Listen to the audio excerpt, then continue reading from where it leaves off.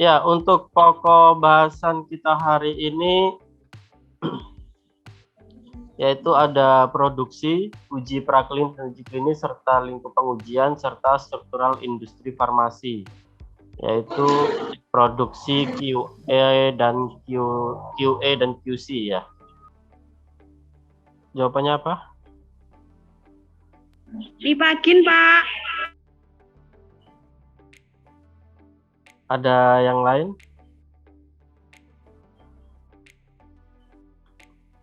Kenapa tidak Nipasol?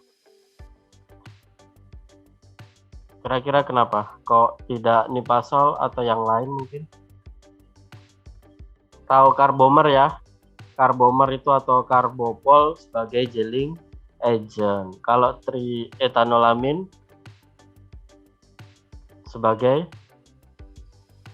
pembasah ya.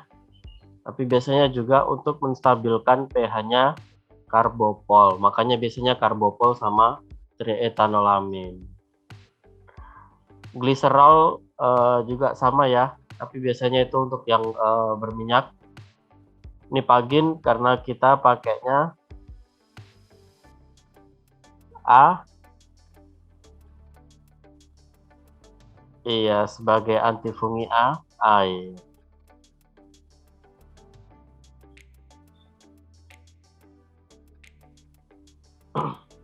Kalau Nipasol itu juga bisa, tetapi dia lebih sebagai anti bakteri ya. Tapi kalau ke antifungi itu lebih ke Nipagin.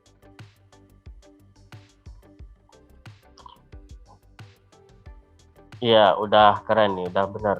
Kalau yang nomor 2, sebuah industri farmasi ingin membuat sediaan farmasi dengan komposisi formula HPMC, BHT, metilparaben, Twin 80, dan sukrosa. Saat rekonstitusi, hasil yang didapat terlalu kental. Bahan apakah dalam formula yang harus dikurangi konsentrasinya?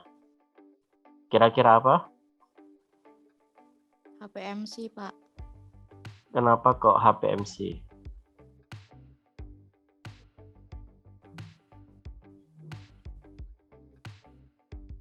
Karena iya, HPMC itu swelling ya, dia mengembang. Kalau kena pelarut dia bisa mengembang sehingga bisa lebih mengentalkan ya. Selain itu kan dia juga biasa digunakan sebagai pembentuk gel atau gelling agent. Jadi kalau terlalu kental ya HPMC-nya yang dikurangi. Kalau BHT itu sebagai antioksidan ya. Biasanya BHT, BHA itu antioksidan sintetis. Ya, metilparaben, propilparaben itu adalah pengawet ya. Sukrosa pemanis, Twin 80 sebagai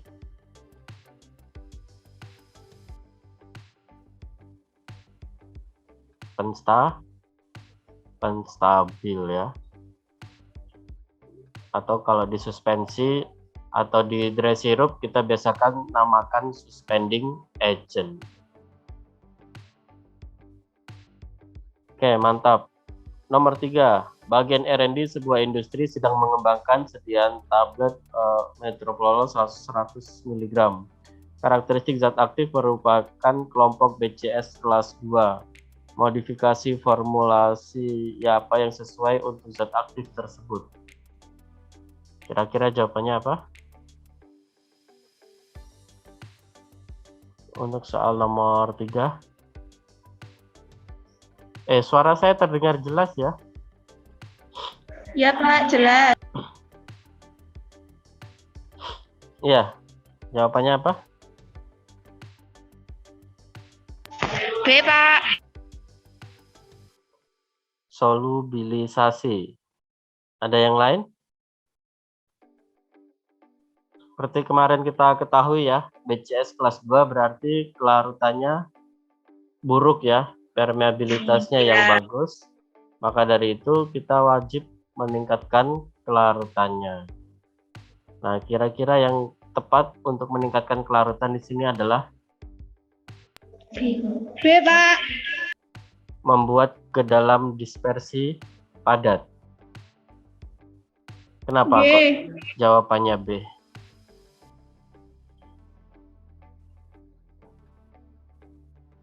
Sebelumnya sudah tahu caranya dispersi padat bagaimana? Ya, dispersi padat itu kita mencampur secara padat ya, habis itu dileburkan, kemudian dipadatkan.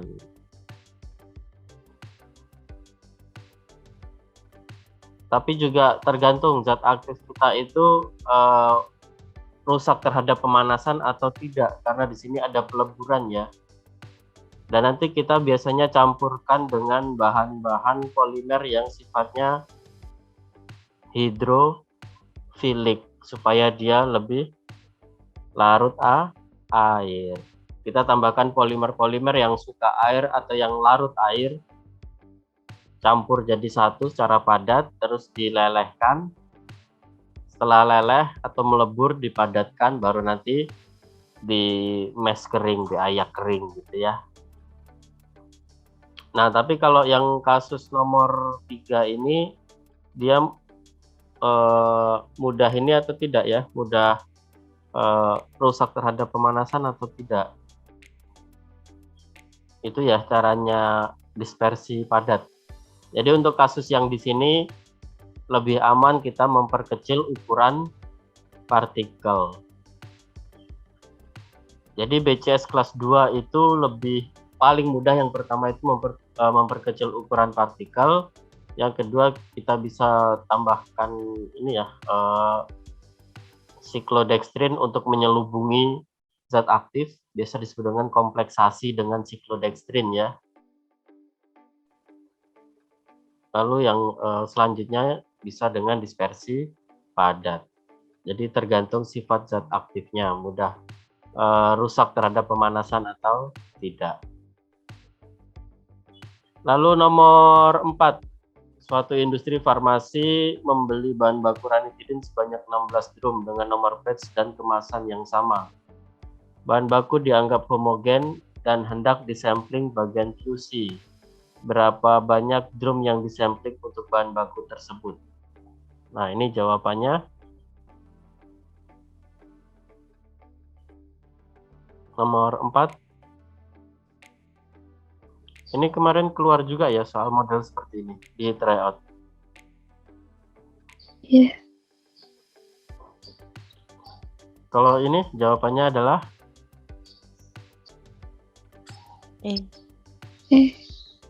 iya, jawabannya adalah E. Didapat dari mana? 1 plus akar 16. Iya, 1 plus akar 16 atau 1 plus akar N.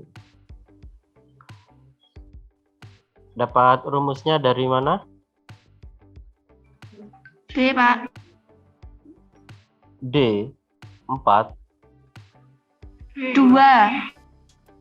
Oh, beta, 2. Kok bisa 2 jawabannya?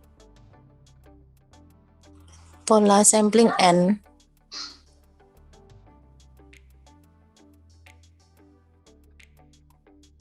Bentar ya, saya ini kan dulu. Nah, inilah di petunjuk pedoman CPOB ya, yang tahun 2012.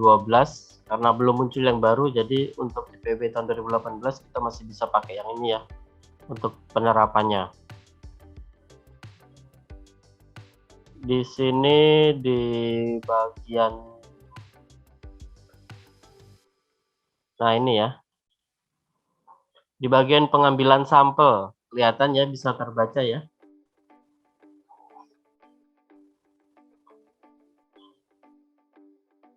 Nah, kita bisa menggunakan pola N, di mana N sama dengan 1 plus akar N. Di mana jumlah wadah yang dibuka atau diambil sampelnya sama dengan 1 plus akar dari jumlah wadah yang diterima. Jadi kalau tadi soalnya 16, akar 16 adalah 4. 4 plus 1 sama dengan 5. Jadi jawabannya 5.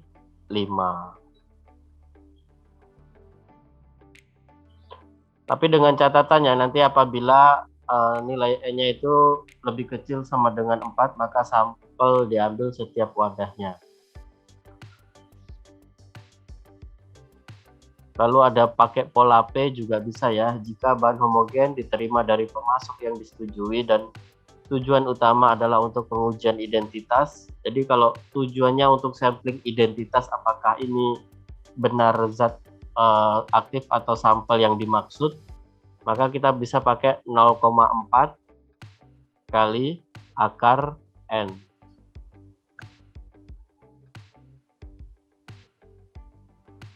Lalu kita bisa juga nanti pakai pola R ya, di mana bisa digunakan untuk bahan yang berasal dari herbal atau ekstrak yang digunakan sebagai bahan awal, yaitu 1,5 akar N. Gitu ya.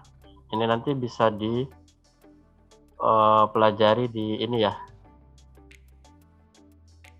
Nah ini petunjuk operasional ya. Penerapan pedoman cara pembuatan banyak beton 2012, ada 2 jilid, nanti bisa di download ya.